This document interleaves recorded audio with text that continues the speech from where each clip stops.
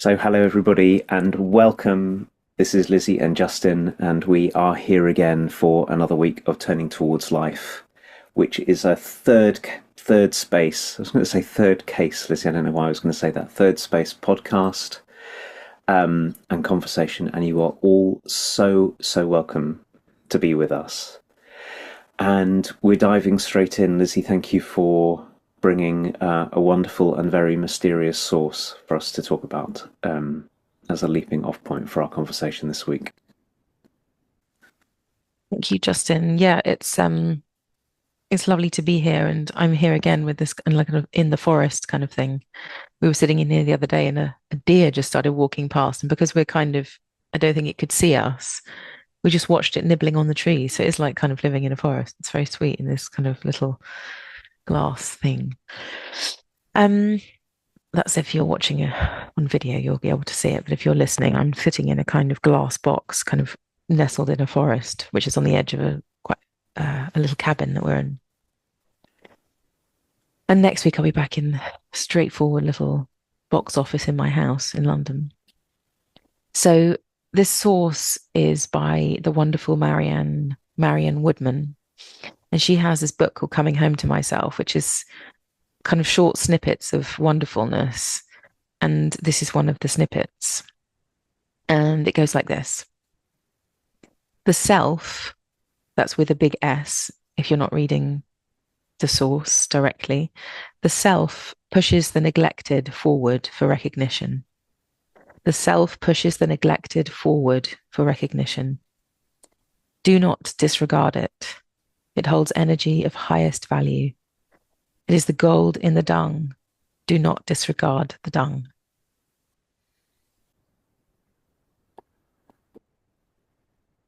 Thanks, Lizzie. As always, I'm going to read it again. And for all of you who are with us, if you want to see this source, you can always find it in the show notes. You can find it on our Turning Towards Life website. You can sign up for weekly email there and you get the source there. It's with the YouTube, it's everywhere. So this is from Coming Home to Myself by Marianne Woodman. The self pushes the neglected forward for recognition. Do not disregard it. It holds energy of highest value. It is the gold in the dung. Do not disregard the dung. Thanks, Justin. So, as you're reading, Justin, the thought that's coming to me is one that I think we've talked about often, which is that the story we tell about things really matters. How we're interpreting what's happening really matters to human life. And to me, this is a brilliant story for how come or what's happening when things are here that we don't really like. There's something bigger than liking and disliking our experience. And to me, this speaks of that. So there's something intelligent that is, as this passage says, it pushes the neglected forward for recognition. So there's some power in us, in our lives, that wants things to come forward in order for us to look at what the gold is inside of it. And I find this extraordinarily hopeful and a wonderful story to live by, that in my life there is an intelligent big S self. There's my essence, there's my who-ness, my Lizzie-ness, that is interested in me deepening, is interested in my life becoming more filled with who I am. And in order for that to be true, these neglected parts will be put in my hands in order for them to be held and for this highest value energy to be part of my life. And I think that this self can be brought forth in relationships. So recently for me, there's a relationship that has brought some really difficult, painful, kind of historical stuff forward that has really encouraged me to look and feel in places that I really haven't gone before.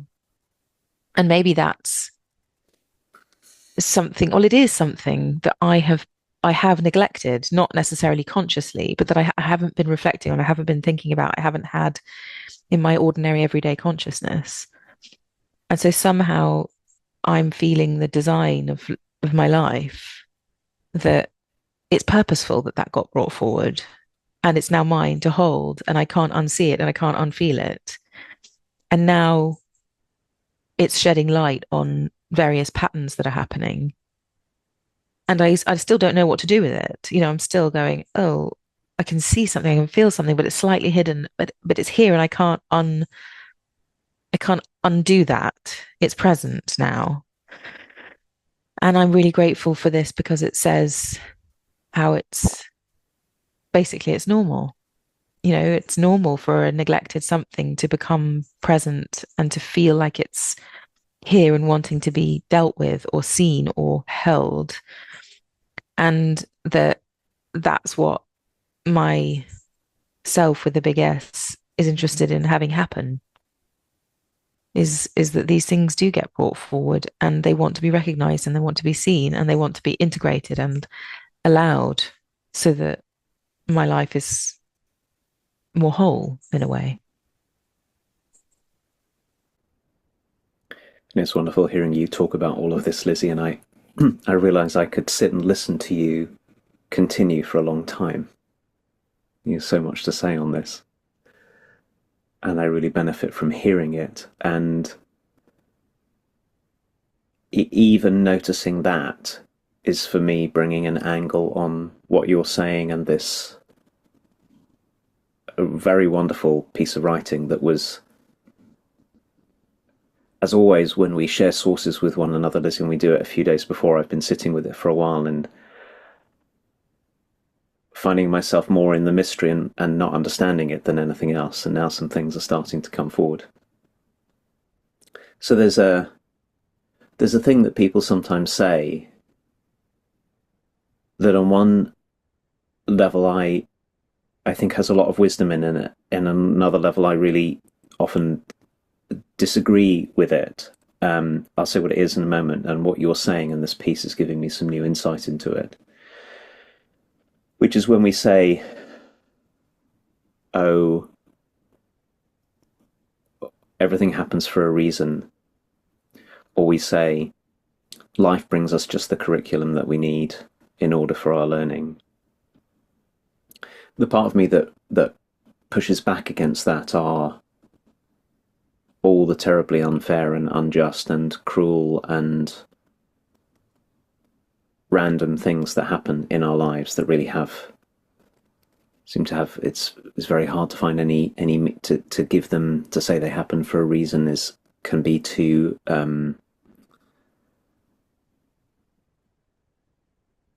in a way be very disrespectful of the difficulty of living a life. And then you look at it the other way and say, well, maybe whatever happens to us, like whatever happens between us in this conversation, there's lots of things are happening for me in this conversation, or whatever happens in a relationship that's bringing up lots of new things and experiences like you were talking about. Or I'm thinking about a couple of situations which I'm in, which are really bringing forward parts of me that I'm less familiar with and very strong feelings, and a lot of it is often got to do with things I don't want to have happen. I notice this in me. So, something's happening and I don't want it to happen. what I started to see from listening to you was that regardless of what it is that's happening and whether or not I think there's meaning to the thing that's happening or a reason to the thing that's happening, what's always happening is my response to it. And um, there's a piece of advice that's sometimes given to us, which is something like, well, um, you can't always control the weather, but you can make the weather inside you. And I think that again, it's another version of the same thing that I sort of object to in a way, which is that there's a lot of truth in it, but I know I can't control the weather in me. Things keep on getting being brought forward all the time, and sometimes I've got some way of soothing parts of me or shifting my mood. Yes, I have lots and lots of agency, but I'm really taken by this idea that sometimes what's going on is the self is pushing the neglected forward for recognition. Like this feeling of longing, or this feeling of fear, or this feeling of joy, or this feeling of confusion, or this idea that came forward, or this sense that something's been nagging at me for a long time. They're not all in my conscious control. And so to start to see that what's happening in any of these situations, what I'm trying to reach for here is something that's a little bit tricky to say. It's sort of like there's not so much of a separation between the outside and the inside of us. Things keep on happening on the outside, and things keep on happening on the inside in response to what's happening on the outside. And we're not completely in control of the things that are happening on the inside. So what do we do in response to that? Do we try and shut it all down, or do we Mm. just get, bowled over by what goes on the inside? Or this, which is what's coming up on the inside, is something that is being brought forward by a deeper wisdom that is, you called it your Lizziness, and it might be my Justiness, but I also think it's shared, that says don't disregard this thing that's coming forward. It might be difficult, it might be confusing, but it holds energy of the highest value, and there's gold in it, even if it's something you really don't want or you really don't understand. That's a whole. I think that's where I've been trying to get to, and what I've been saying. There's a whole other way of looking at the arisings inside us, and then it calls on curiosity and wonder and observation and care and inclusion, rather than maybe a more simplistic pattern of aversion, sort of welcome and aversion, like I like it or I don't like it, which is one of the things that you were saying. Mm. Also, Justin, what's arising here for me is that no matter how hard I try, I don't think I can disregard things. Like, I just think it's unrealistic to think that you can just go, boom, that's even when you're doing that, it's still here. And so, what I can feel in me is there's an intelligence to this selfness, this shared something you're talking about too, I think, which brings us things as we're ready for them or something. And being in relationship to that and wondering, and like you said, this amazing word, I love it, that, being curious about something is really different than disregarding something as if it's nothing. And anything that has got any value in it, I don't I don't feel like it really goes away anyway, even if we think it's gone away. It will come back. And as humans, we're forever, I think, encountering the return of things. Oh my gosh, I'm having this argument again, or I'm having this fight with myself again, or I'm doubting myself at this point in the program again, or in this point in a delivery of something again. Here I am again. These things, they just come back around again. And I think that's also another way of speaking about something being brought forward that's being neglected is any pattern that we can see as well, and how relieving it is to know that those things can be held and could be wandered into, and that they could have gold inside of them. Because so often it just feels like, oh my gosh, I can't believe I'm dealing with this thing again. And it is possible that we can breathe and welcome and see what's here. And I'm really grateful for that, because otherwise it feels like stuckness forever with the same things again and again and again and again. And if I have this story about it, that there's things being pushed forward for recognition, I think as humans, we can easily recognize things. We can name things. We have language. We have a way of putting words to experiences if we practice and if we are in relationship with one another. And we can welcome things. And that feels like such a less kind of punishing way to live than playing whack the rat, that game at the fairground where like something comes up and you just do everything you can to smack it away or push it down or pretend it's not there. And, you know, but it's like in order to live like that, it feels like we have to be so vigilant and so ready to get rid of something the minute it comes up. And I can already, like, even in that story of the whack the rat story, I can feel the tension in my body already, which is such a different life than, oh, that word curiosity. Let me just keep cultivating that curiosity. Whatever is here, can I hold it? Can I welcome it? Can I be in relationship around it? And can I find language as best I can? I mean, so many times I'm just fumbling around for experience to be named, and I maybe never do it justice. I don't know, but I try, and in the trying, there's relief. There's a kind of a breath around it all, rather than a holding it together and pushing it away, which feels like a kind of pressure cooker or something. If I'm in that way of disregarding things and pushing them away and pretending things aren't happening or banishing them to somewhere so that they can never come out again. I really do think that those parts, those neglectednesses, they want to be they want to be welcomed, otherwise they wouldn't be here. It's very. It seems to me it's so helpful. It implied very very strongly in what you're saying to treat what we experience as if it was filled with gold, even if what we experience is very very unwelcome. So I don't mean again. I'm trying to be really really nuanced in this. If you do something to me, which I know you wouldn't, but if you did something to me that was awful, then I'm not saying that the awfulness that you're bringing to me I should welcome and be grateful for. Not for a moment. I might want to push back at it. I might want to argue with it. I might want to, there might be injustice in all that. But then there's the experience that happens in me because of whatever's happening. That's what you're drawing our attention to so beautifully, it seems to me, Lizzie, that what we do with that really matters.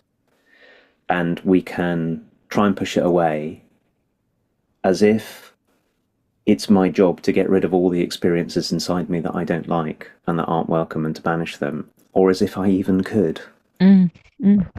Or we can treat, and here coming back to Marianne Woodman's words, we can treat the experiences that arise in us as being brought forward with a great kind of wisdom. I'm feeling this. I may really hate it, but the worst thing I can do is to disregard it. And the worst thing I can do is just to take it just at face value as what it is. Yeah, I might feel really angry, and I may or may not want to do something with that anger, and it may be dung. I think this is the thing. It may be that what the anger is about to become something else, and that there's something hidden inside it. So what a gift it is to treat the experiences that arise inside us as if they're being brought to us, laid out in front of us with great wisdom, and then knowing that I'm not the experience. So this is also very important. Mm. I'm not that experience. I'm experiencing that experience, Hmm. which then gives me the opportunity to be in response to it. I can include it or wonder about it or find out what it's asking of me or see that it has some wisdom in it, or maybe just give it a chance to relax and rest and step back. All of that. And that brings us in contact. So all of those orientations bring us in contact with not just the experience, but with self with a capital S, which is where all of this leads. Which is I'm not just my anger or my grief or my disappointment or my joy or my longing, or I'm all of those, but I'm also the self with the capital S that is bringing all of this forward. Mm. And it seems to me that that's really important to know about ourselves, is that there's something of us that we can really trust and lean into that helps us to unfold and deepen and widen because of all the experiences we're having, welcome or unwelcome. Yeah. I love Gosh, this am I grateful distinction. to be led back to that place, Lizzie. Yeah. And I love this distinction you're making about this being in reference to what's happening inside of us. So it really matters that this is in the context of what's arising in our experience. It's not writing about what's kind of happening in the world, as it were. It's writing. So when I talk about a relationship I'm in where things are coming up, I'm taking responsibility for the way I'm experiencing it, which is probably entirely different to the way the other person's experiencing it. That's their business. But my business is what's happening inside of me in response. Because when I look at the world, everyone's responding entirely different to arguably the same thing. I can be in a queue somewhere and somebody's literally losing the plot because of the queue. And I'm really curious about how the person's coping at the checkout, given that there's this big queue and what they must they be feeling and thinking, oh, is there anything I can do to, you know, go in a different queue? It's like everybody is experiencing the world so differently. And so if that's true, which it just is by just watching that everyone's experiencing the world differently, this this invitation for Marianne Woodman is to do with my particular path, like my particular inner responses to what's happening in the world, inside my relationships, inside my life. And I think that's why it feels so freeing to me, because it is a different thing for everyone. And I think that's one of the attributes of our sources, Justin, is that we choose sources that feel like they have some universality about them. Like they're not particular to some version of life or something. That they're not advocating for something particular. They are in some way inviting us into an inquiry that anyone could be in if they wanted to be, literally anyone. So the nature of our sources and the nature of this source is like, well, how can I work with this given what my story is and what my past is and what my relationships are like and what the circumstances of my life are like. This can be applicable anywhere. And I think I often reflect on why do we choose the sources that we choose? And I think it's because they're really inclusive. They allow anyone to be reflective inside of them and to take some powerful, how to say it, to feel some power, to hold our life in our hands, our own hands, and to be able to work with our lives rather than feel like we're this kind of pressure cooker of things building up and there's no way of talking about it or thinking about it that has any kind of freedom or liberation or space inside of it. And that's what I'm really appreciating in this moment. And that distinction that you made about it not being that there's gold out there or something, but that there's gold inside of our experiences that we can hold and look at and feel. And I think you and I have done enough reflection to feel really confident that when things are there that feel really difficult, so far in my inquiry, there has always been gold. There has never been anything that's been outside of that story yet. And sometimes it takes longer because something's really horrible, but it's possible and very, very likely that there's something in our inner experience that's leading us home in some way. So, Justin, I want to thank you for being here and for being confused. And I love it that that's possible, this kind of confusion and openness and wondering between us. And I want to thank Marion Woodman and thank this book for existing, for kind of calling me into reflection and wondering. It's a very powerful, wonderful thing, this book. And yeah, I'm grateful for everyone being here and everyone being willing to listen and be part of this. And as usual, please be in touch. Anybody, if you wanted to email us, hello@turningtowards.life. We would love to hear from you and feel how this has impacted you or is impacting you. And we'll see you next week for another source chosen by Justin. Thanks, Lizzie. Thanks, everyone.